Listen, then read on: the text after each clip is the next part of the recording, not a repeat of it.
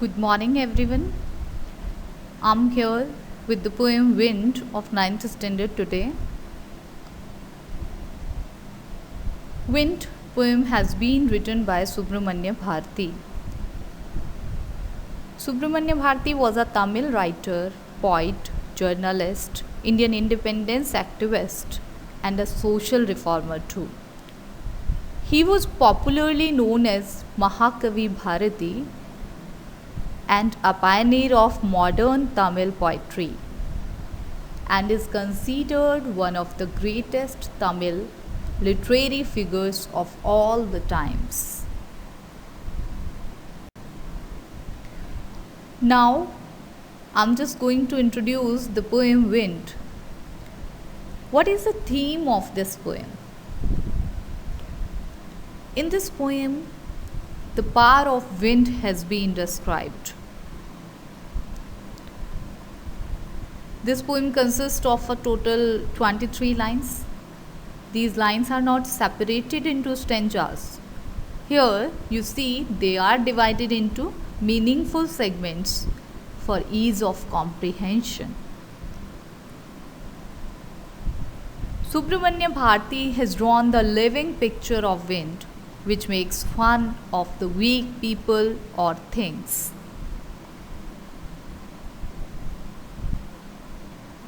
This poem tells that we should be mentally tough and physically strong in order to survive the hardships of life.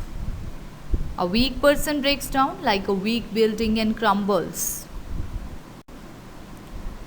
The poet teaches us how we should stand against our oppressors. In the poem, he presents the wind god who destroys everything weak. He wonders why the mighty god is fond of poking fun only with the weak. So you can say the poet therefore advises the weak to make them strong, as I told you.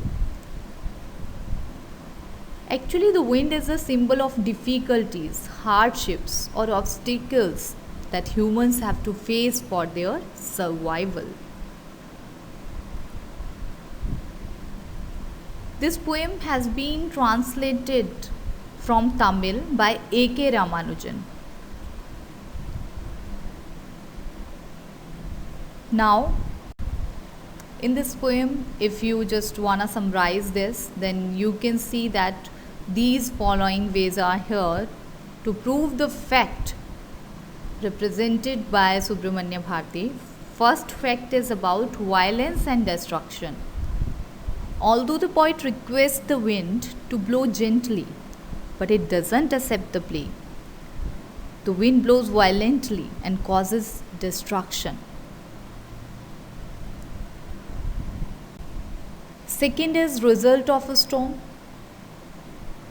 Whenever the wind will be stormy, then it breaks the shutters of weak windows. It scatters the papers, throws down the books on the shelves. And the third is fun of Almighty Wind God. The poet has regarded wind as God. He says that he makes fun of the weaklings. The fast blowing wind destructs weak houses, weak doors, and weak bodies. And here is a suggestion too.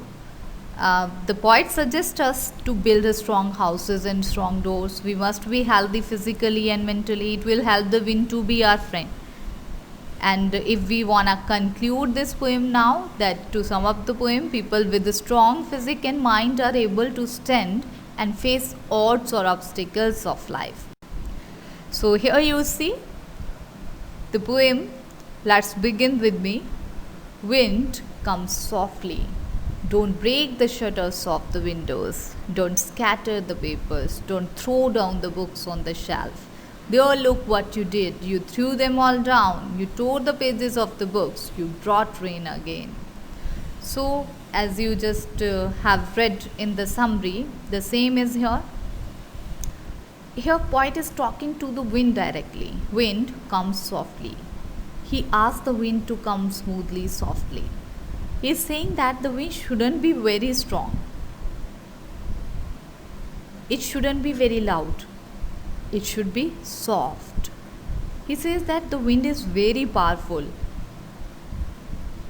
It shows its destructive aspect here. It breaks the shutters of windows and scatters the paper. So, when the wind is powerful, all the books which are kept on the shelf fall down. So, you can say poet is describing the power of the wind here. And don't throw, there, look what you did, you threw them all down. Here, the poet says to the wind to look at the destruction, what it had done. Whenever there is a strong wind, all the things that are weak, like small plants, tiny children, etc., they all get scared and they can even fall and get hurt. We can say that in the initial part of the poem, the poet is referring to the wind as a young child. He is saying that it should come softly, just like a small child does. But in the later part, we come to know that the wind is destructive, just like a youth, just like a young boy, just like a young girl who is full of energy, violence, or destruction.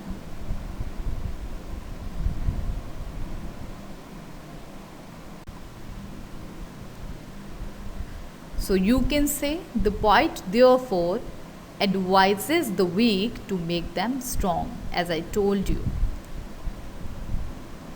Actually, the wind is a symbol of difficulties, hardships, or obstacles that humans have to face for their survival. This poem has been translated from Tamil by A.K. Ramanujan.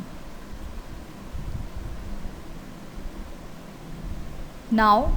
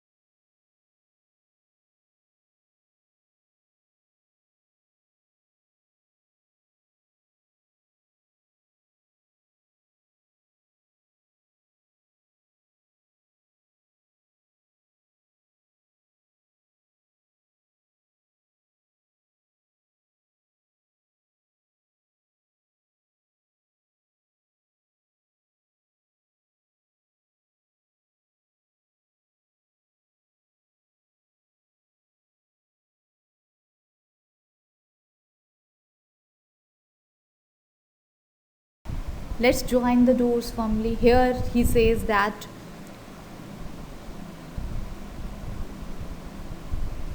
we should prepare strong doors of our houses and close the doors of our houses firmly so that the wind can't get into it. Practice to form the body, make the heart steadfast. Then he says that we should also make our bodies strong and hearts too. To form hearts, we just have to make our heart firm to face these challenges of life. Do this and the wind will be friends with us. The poet wants us to make friends with the wind. That means with the adversities in our lives. He says that whenever you will take these precautions, then the problems will not listen to us. And then once we are strong enough to face all the challenges, then we will be like friends. His friendship is good, we praise him every day. The wind blows out weak fires. The poet has kept the window on pedestal. He is comparing the wind to God. He says that wind is God and we praise wind every day. same as God.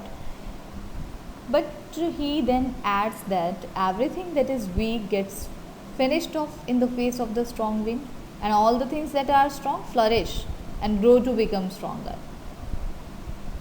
And here is an important message, and another one, that we shouldn't feel bad that we are facing so many challenges and adversities in life. We should make ourselves physically and mentally strong to face these challenges. And once we are strong enough, we will overcome the challenges, we will become friends with them, and then we all will be happy that we had these challenges in our life, because they help us to become stronger, more stronger and better.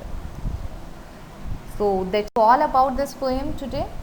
Now I talk about the rhyme scheme of this poem. As you see, this poem has been written in free verse, so there is no rhyme scheme in the poem. Some important literary devices have been used here, such as anaphora, personification, repetition, alliteration. As I just explained earlier, all the poetic devices. Anaphora, when a word is repeated at the start of two or more consecutive lines, it is a device of anaphora. So in this poem, you see lines 2nd, 3rd and 4th begin with don't, and lines 6, 7th or 8 begin with you. So here is anaphora. Personification, you know it very well. Wind has been personified here. The poet always uses such words. You are. He is referring to the wind as you. So that means personification is here. As a person, actually, he is just describing the wind. Repetition, crumbling word you see here, how many times it has been repeated. So to lay emphasis, actually it has been repeated, so repetition is there. Alliteration, the repetition of the consonant sound in close connection. Wind, winnows, here W sound repetition, so you can say that alliteration has been used here. So that's all about this poem. Hope that you got these all things, all the points, all the important notes related to this poem. See you soon in the next video. Thank you so much. Thanks a lot. तुम नहीं खाओ